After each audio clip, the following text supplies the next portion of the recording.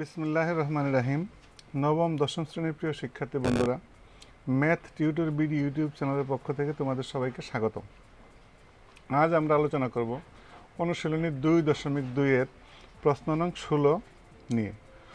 তাহলে প্রশ্ন নং 16তে কী দেওয়া আছে?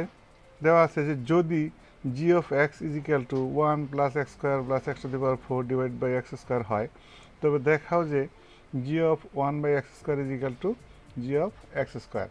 তাহলে এটা আমাদেরকে প্রমাণ করতে হবে বা দেখাইতে হবে। তাহলে আমরা এটার সমাধান করব। তো আমরা লিখব কি, যে সমাধান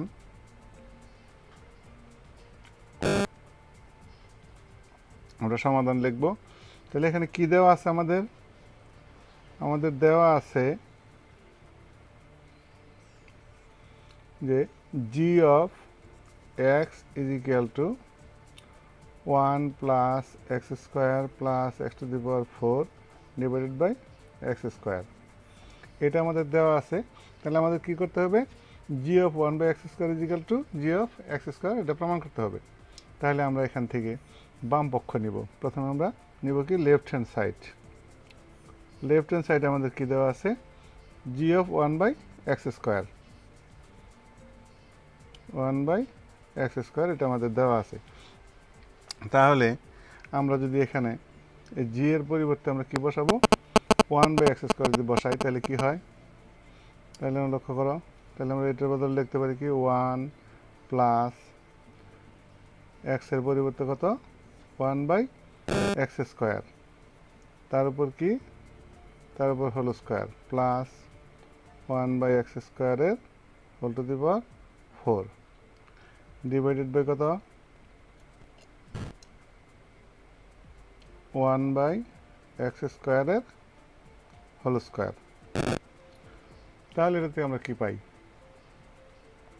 দেখো আমরা এই পাশে লিখি, তাহলে is equal to 1 plus 1 by x to the power 4 plus 1 by x to the power 8 divided by কত? 1 by x to the power 4। তাহলে আমরা যদি এটাকে এখন উপরে আমাদের কি লসাগু? উপরে আমাদের লসাগু হলো কত? এক্স টু দি পাওয়ার 8, অর্থাৎ এক্স টু দি পাওয়ার 8 আমাদের লসাগু। তাহলে 1 নিচে একটা মনে মনে 1 আছে, তাহলে কি করব আমরা? তাহলে এখানে কত হবে? X to the power 8 plus x to the power 4 দ্বারা এক্স টু দি পাওয়ার 8কে ভাগ করলে কত হয়? X to the power 4 plus 1। তাহলে আমরা এটা পাইলাম। নিচে কি আছে আমাদের? 1 by x to the power 4। তাহলে আমরা যদি এখন এটাকে লিখি এভাবে, আমরা উপরটাকে লিখবো। তাহলে আমাদের উপরে কি আছে?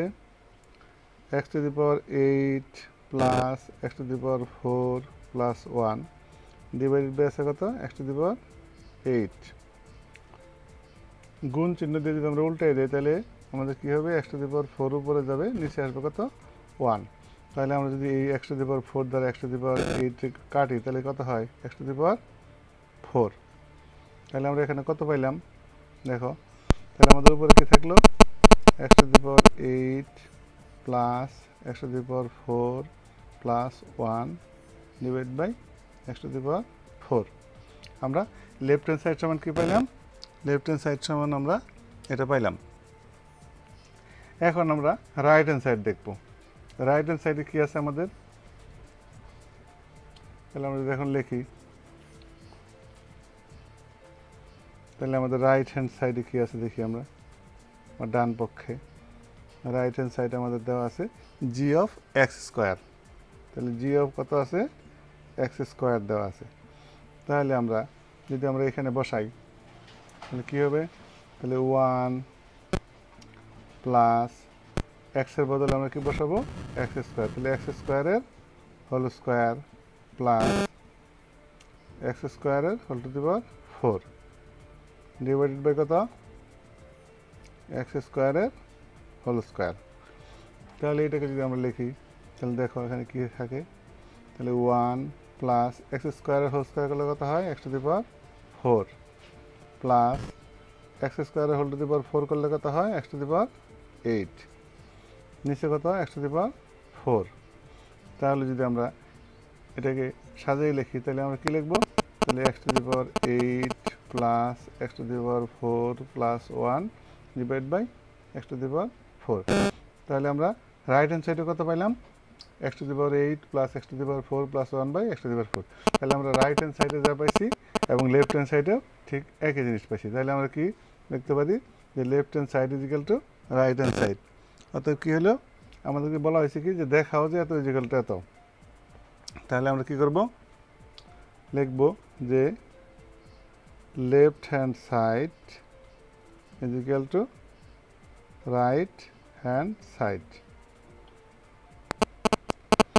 লেফট হ্যান্ড সাইড সমান রাইট হ্যান্ড সাইড। অতএব আমরা এটা লিখতে পারি যে অতএব G of 1/x square is equal to G of X square দেখানো হলো।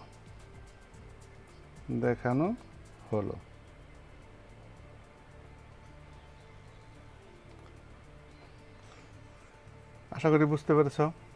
যদি ভিডিওটি তোমাদের কাছে ভালো লাগে তাহলে অবশ্যই একটি লাইক দেবে এবং বন্ধুদের সাথে শেয়ার করবে। আর যদি এই চ্যানেলে তোমরা নতুন হয়ে থাকো তাহলে চ্যানেলটি অবশ্যই সাবস্ক্রাইব করবে এবং পাশে থাকা বেল আইকনটি অন করে দিবে, যাতে পরবর্তীতে আপলোডকৃত নতুন নতুন ভিডিওগুলি তোমরা অতি সহজেই পেতে পারো। ধন্যবাদ সবাইকে।